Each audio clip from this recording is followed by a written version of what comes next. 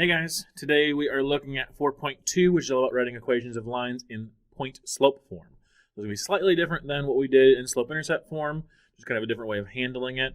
But really what we try and gravitate back towards, and we'll see towards the end of the notes, that I try and get us back into slope-intercept form. Point-slope form, if we're given a slope and a point, so we saw this yesterday when we were trying to find our equation of our line.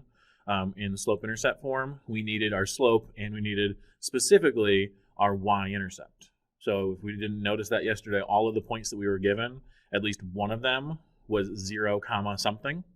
If that's not the case, this is how we handle it. So point-slope form, the equation you can see I already have written up there, y minus y1 equals m times parenthesis x minus x1. So here are these 2 points that I wrote in blue, x1, y1. That is the point that we're given, and then m is our slope. Everything that's written in black will always be there in your equation. Y stays as y, x stays as x, and you're always subtracting those other values from it. So this is another way that we can use to write our equation. So if we look over here in box 2 with number 1, we're given negative 8, 3 is a point on my line, and the line has a slope of 1/4. So what I have here, I can see here that this is my x1, this is my y1. Right, that's my point that I'm dealing with. x1, y1 is the x coordinate, y coordinate of the point I'm given. And then m here is obviously my slope. So when I go to put that together into my formula, just like we had before, y minus y1 equals m times x minus x1. So the only thing we have to do here to simplify, we can't leave it as minus and negative 8. We can recognize that, or hopefully we do right away, that doesn't look the nicest. We got to clean that up a little bit. So our final answer here for our equation, I don't know why I keep trying to write 1/2, 1/4 x plus 8 would be my equation for number 1 in point-slope form, which totally fine. That gives us our equation. That lets us be able to plug x values in and get y values back out. But it's not the nicest to work with if you have stuff after this. Easy to write your equation, difficult to work with afterwards. So with number 2, now I'm given 2 points. I'm given 1, 2 and 3, negative 2. Now in this, I still need, and for point-slope form, I need my slope and I need a point on my line. Now I have 2 points, but I don't have the slope. So what I'll have to do is find my slope using that slope formula, which if you forgot, our slope formula equals y2 minus y1. That's a weird looking y. y1 over x2 minus x1. So it doesn't matter which one you call which for our slope, but here if we go ahead and do some calculating, I don't know why I said that so weird. If we do 2 minus negative 2, I have to do 1 minus 3. Again, I started here. 1 minus this one, and minus that one. So that comes out to a positive 4 over a negative 2. So our slope ends up being negative 2. So now we have our slope. We can choose either of these 2 equations for our answer, like to write our equation with. If we do that next step, let's just say I'm going to use 1 and 2 because they're both positive. It's just my personal preference. Our equation becomes y minus y1, so the y value of my coordinate, equals my slope times x minus the x value of my coordinate. Now, if we wanted our equation in point-slope form, or I didn't specify that I wanted it in slope-intercept form, you could totally leave it like that. For me, because it is so useful to have it in slope-intercept form, we've gotten so used to it being in that format, and we've gotten pretty good at it. I require my answers after this section, at least once we get to like the quiz and on the final. All your answers can be required to be in slope-intercept form. So that requires a little bit of extra work here to put it into slope-intercept form. If I wanted to do that, I'd have to distribute my negative 2 in here. Y minus 2 equals negative 2x plus 2, because negative 2 times negative 1 is positive 2. And then I have to add 2 on both sides to get y equals negative 2x plus 4. And that would be my equation in slope-intercept form. So this is in SIF. This is in point slope form. And really, again, it depends on how my instructions are phrased. If it just says write the equation of a line, I'm totally fine with leaving it with the answer that's in red right there. In slope-intercept form, in blue, is another option for us as well. Okay. So in box 3, I do want to show you how to get from 2 points, one of which is not the slope, the y-intercept, how we can get y equals mx plus b directly from this equation. Now, as you can expect, we're still going to need to know what that slope is.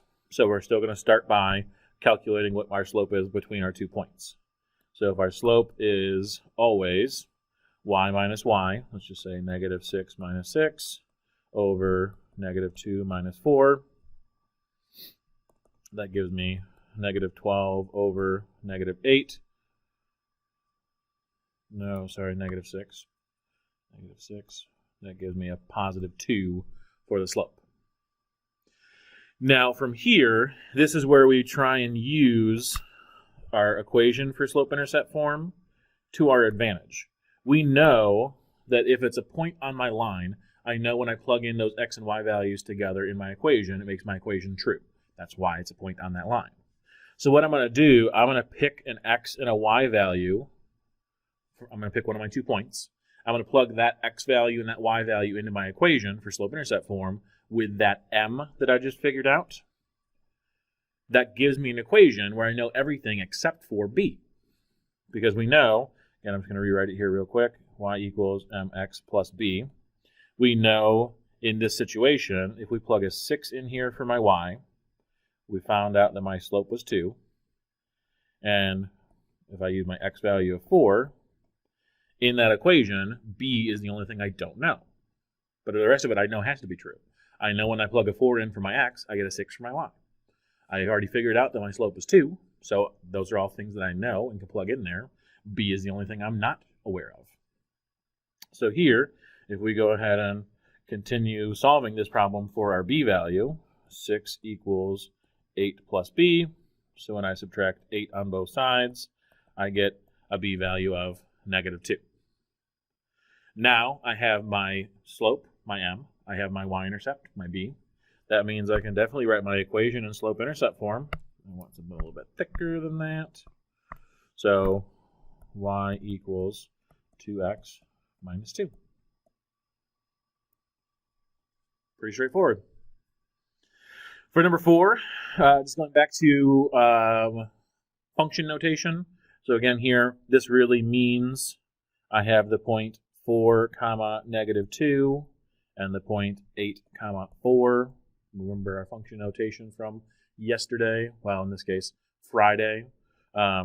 With function notation, again, it's always x is what's inside my parenthesis, and then what it's equal to is my y value.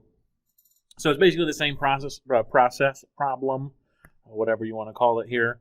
I'm going to start with finding my slope between those 2 points.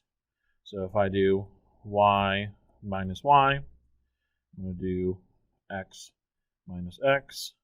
That gives me a negative 6 over negative 4, which reduces to a positive 3 over 2. Positive 3 over 2. So from here, I'm going to go ahead to my equation, my slope-intercept form equation. I'm going to use 8 and 4 just because they're both nice positive numbers. So if I plug in 8 for my x value, 4 for my y value, and 3 over 2 for my m, I'll have an equation where the only thing I don't know is b. So we have y equals mx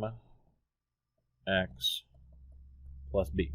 So 4 equals 3 over 2 times 8 plus b. Now here, 3 over 2 times 8, well, 3 times 8 is 24.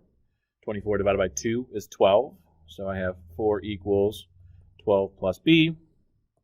When I subtract 12 on both sides, I get that b equals negative 8. So my equation at the end, we're given function notation, so we want to give it in function notation, 3 over 2x minus 8. 3 over 2x minus 8. Okay. Moving along, our last one here, our word problem, modeling with math. The student council is ordering customized foam hands for whatever situation. Sure, we got a big game coming up. Whatever. We're asked to write the linear equation for this situation. In this one, you've got a lot of different choices because they're given to you. They're giving you a table of values.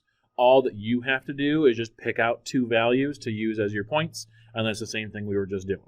So whichever 2 points you want to use, you should end up with the same answer no matter which one you do. So if I just use, 434 and 858, just because, 4 and 8 are multiples of each other, doesn't really matter. In this case, what you have to figure out here is which one's my input, which one's my output, which one's my x, and which one's my y. They don't explicitly state it in this problem, so you have to do a little bit of interpretation. In this case, it makes a whole lot more sense for the number of foam hands that you order to determine the cost rather than the other way around. So that tells me that my input, my x value, is the number of foam hands you buy. The output, the y value, is my cost. So that tells me the 2 points that I'm dealing with here are 4, 34 and 8, 58. And now, just like we did before, we're just going to write our equation between those 2 points. So if we go ahead and find our slope first, our slope is, I'm going to switch the order up here, 58 minus 34, that's y minus y. That gives me then 8 minus 4 for my x minus x, just to keep positive numbers. 58 minus 34 is 24, 8 minus 4 is 4. So my slope is positive 6. That's my m. So I'm going to go ahead. I want to try and find my equation in slope-intercept form. Y equals mx plus b. So I know my m is 6. I'm going to use 4 and 34 for my points, my x and my y values, just because they're the smallest numbers to deal with.